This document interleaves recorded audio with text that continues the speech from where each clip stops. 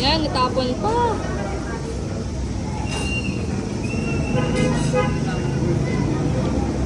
Sabi mo? Ang laki ng leche plan. Tingin. Saan? Wala naman. Laki niya.